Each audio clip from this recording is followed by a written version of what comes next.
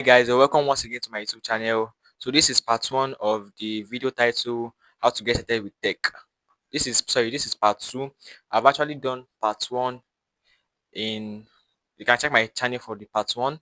So this is part two of the video topic. So stay tuned and let's move. So guys, let's stop thinking that tech is only for geniuses. No. If you're wondering that I did not study computer science or I don't know anything about tech or how will I get started with tech or all these questions, all these doubting questions, this video is your roadmap. So that is why I've advised you to watch the part one, then enter this part two, because I'll give a sequence to you, the final stage you can stop in tech anyhow you want it. So I want all these questions to end, all these doubting questions just end. So let's get into this video. Hi guys, my name is Bennett GBK from Scich Motion, and if you like see my face, don't forget to like, comment, and subscribe to get more beginner friendly video like this one. So stay tuned and let's go. And the first part to follow when you want to go into tech is to choose your path. Choose your tech path. Find the path that you love, that excites you, that your body wants. Don't just rush into three or four at once. Find the one that you need and that excites you and that you love. If you love maths, you can go into data analysis. If you love helping others, you can go into IT support. If you love building apps for iOS and Android, you can go into mobile development. If you love securing systems, you can go into cybersecurity. If you love building project systems, softwares, you can go into software development. There are many tech career or tech path in this digital world or in IT or in tech. So choose the one that excites you and follow it. Follow your dreams. Like me, I love software engineering. I love programming. I love cybersecurity.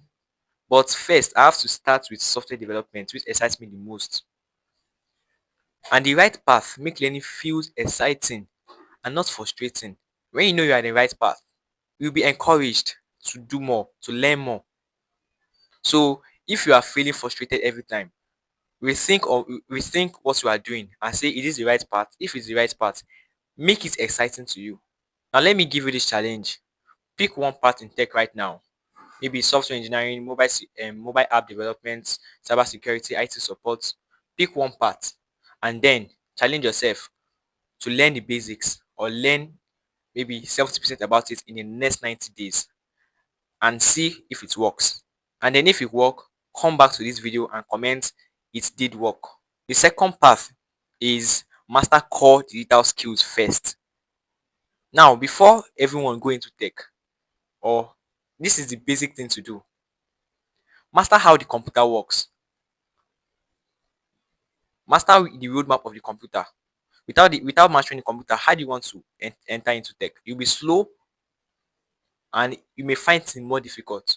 So I'll advise you to master computers or master how the computer works. For mastering how the computer works, you can go into learning how to type, shortcuts, even find navigations. And after that, you can go into internet safety plus password management. Then after that, you can go to Google and GitHub skill. Yes, even ChatGPT. You can know how to handle ChatGPT also. Every tech job starts with digital confidence. You can take 2 weeks off to learn about digital control and management. Step 3 is build small projects as you learn or as you grow. You can build parts of projects every day. Maybe you can tell yourself, I'll build this project in a week. Build projects as you grow. Like maybe if you're doing software development, you can start with simple calculator or a to-do app. In data analysis, you can maybe analyze school grades or pupils grades, tech support or IT support, troubleshooting systems, softwares. Yes. And every project you complete shows that you can do a job or you can do the job. Then you can upload a screenshot of your work or you can upload it into Fiverr or Upwork for more connection and more confidence. Then the fourth step is learn for free, then you can level up. Now you don't need to pay to start learning skill. For software development, you can go to free code camp.